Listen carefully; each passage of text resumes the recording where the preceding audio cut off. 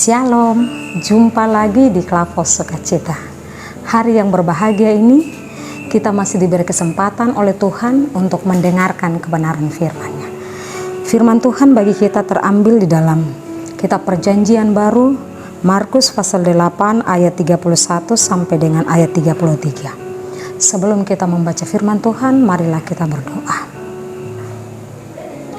Allah di dalam Tuhan kami Yesus Kristus, firman yang hidup. Kerinduan kami hari ini untuk mendengarkan firman.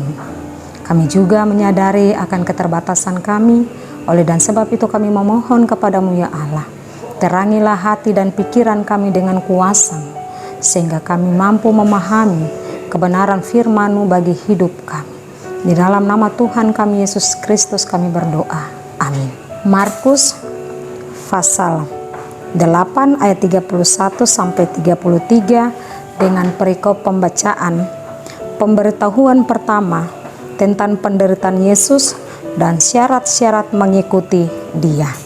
Ayat 31, kemudian mulailah Yesus mengajarkan kepada mereka bahwa anak manusia harus menanggung banyak penderitaan dan ditolak oleh tua-tua, imam-imam, kepala dan ahli-ahli Taurat, lalu dibunuh dan bangkit sesudah 3 hari.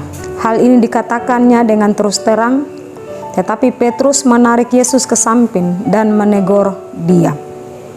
Ayat 33, maka berpalinglah Yesus dan sambil memandang murid-muridnya, Ia memarahi Petrus katanya, "Enyala iblis, sebab engkau bukan memikirkan apa yang dipikirkan Allah, melainkan apa yang dipikirkan manusia."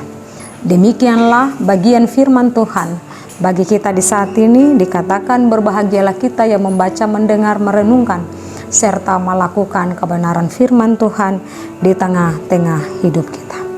Bapak Ibu pendengar Klavos Sukacita yang diberkati oleh Tuhan kita Yesus Kristus, ketika kita membaca bagian firman Tuhan ini secara khusus pada Markus 8 ayat 31 sampai 33, 3 ayat saja yang kita renungkan hari ini, maka tema kita risiko mengikuti Yesus. Tema kita risiko mengikuti Yesus. Bapak Ibu kekasih Tuhan, menjadi orang Kristen, kita semua ini disebut orang Kristen. Tetapi yang mengikuti Kristus tentunya tidak semua orang mengikutinya. Ya, kita katakan kita ini adalah orang Kristen, tetapi tidak semua orang mengikuti Yesus. Dalam kehidupan kita sebagai orang Kristen, kita perlu selalu merenungkan dan merefleksikan dalam kehidupan kita bahwa apa risikonya kita menjadi murid Kristus atau kita menjadi pengikut-pengikut Kristus. Pertama, bahwa kita harus sadar. Kita harus sadar. Kenapa saya katakan Bapak Ibu dan saya kita harus sadar? Kita harus sadar karena Kristus yang adalah Tuhan itu, Kristus yang adalah Tuhan itu tunduk taat pada keputusan Bapa di sorga, bahwa Dia harus menanggung penderitaan dan Dia ditolak bahkan dibunuh. Itu artinya bahwa sebagai orang yang percaya, kita mengikuti Kristus bukan hidup yang hanya mau untuk menerima berkat saja, atau bukan mau supaya kita hidup senang-senang saja, atau supaya kita mau hidup yang kaya, atau hidup yang baik-baik saja, atau hidup yang sehat-sehat saja, atau mau aman-aman saja. Kenapa saya katakan demikian? Sebab Kristus lebih dahulu menderita untuk menanggung dosa kita sebagai umat manusia. Sehingga kita yang hari ini hidup, kita tidak seenaknya untuk mau hidup senang-senang saja, atau mau hidup baik-baik saja, atau mau hidup indah-indah saja. Ini adalah paham dan pemikiran kita yang salah. Tetapi sebagai orang yang mengikuti Yesus atau kita yang percaya, yang disebut sebagai murid-muridnya, kita juga harus hidup dan bersedia untuk menderita. Bersedia untuk mengorbankan hidup bagi Tuhan. Kenapa saya katakan demikian? Karena Tuhan lebih dahulu menderita untuk kita. Oleh sebab itu kita juga harus menderita, karena Kristus saya menderita. Bukan karena kesalahan saya, lalu karena kesalahan saya ya saya menderita karena itulah yang saya lakukan. Tetapi menderita di sini yang mau dikatakan adalah kita menderita karena Kristus. Nah, bagaimana caranya? Apa alat uji pengorbanan itu? Kapan dan di mana?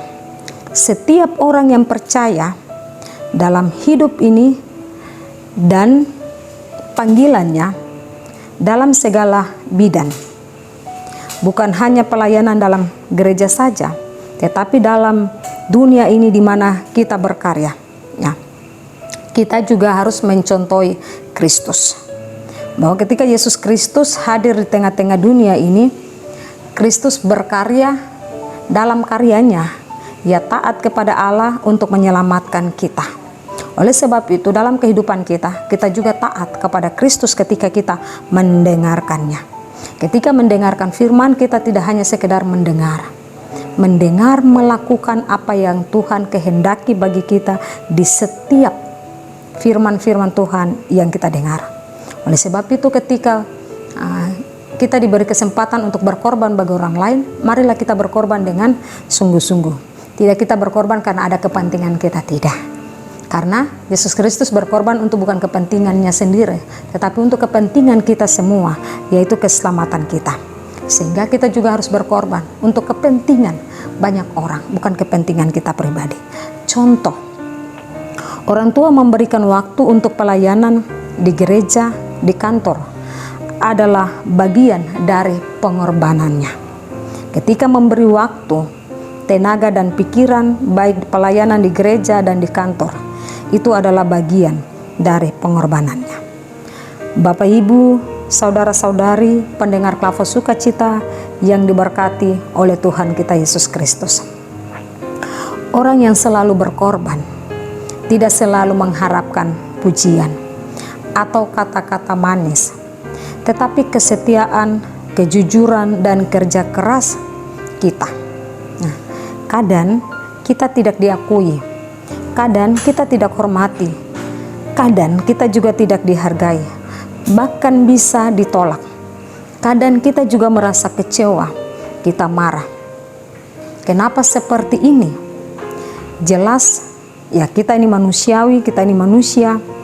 Kalau orang berbuat seperti itu atau kita ditolak, pasti kita marah atau kita kecewa. Tetapi kita harus sadar bahwa itu adalah bagian dari salib. Dan jangan kita bilang, kalau saya tidak dihargai, saya tidak dihormati, jadi saya malas. Pandangan atau pemikiran ini salah. Kita kerja adalah resiko mengikuti Yesus. Ditolak, difitnah, itu hal yang biasa, yang tidak boleh membuat kita patah semangat, tetapi kita harus tetap maju. Kalau Kristus dibunuh dan kemudian bangkit, itu tanda kemenangan bagi kita yang ditebus. Kalau Kristus sudah mati untuk kita, menebus setiap dosa Bapak, Ibu, dan saya, maka respon kita, tindakan kita ialah bahwa kita juga mampu berkorban, mampu melakukan yang terbaik. Walaupun apa yang kita lakukan bagi orang lain mereka tidak suka, tetapi ketika yang kita lakukan baik, mendatangkan berkat, sukacita, dan damai sejahtera, mengapa tidak kita tidak lakukan? Saya percaya bahwa di setiap kehidupan kita semua diberi kesempatan Tuhan untuk melakukan hal-hal yang baik. Ketika hal-hal yang baik itu kita lakukan, bukan hanya keluar dari bibir mulut kita, tetapi itu akan nyata lewat sikap perilaku kita kepada orang lain. Kiranya lewat kebenaran firman Tuhan di hari ini, Tuhan memberkati kita. Amin. Marilah kita berdoa.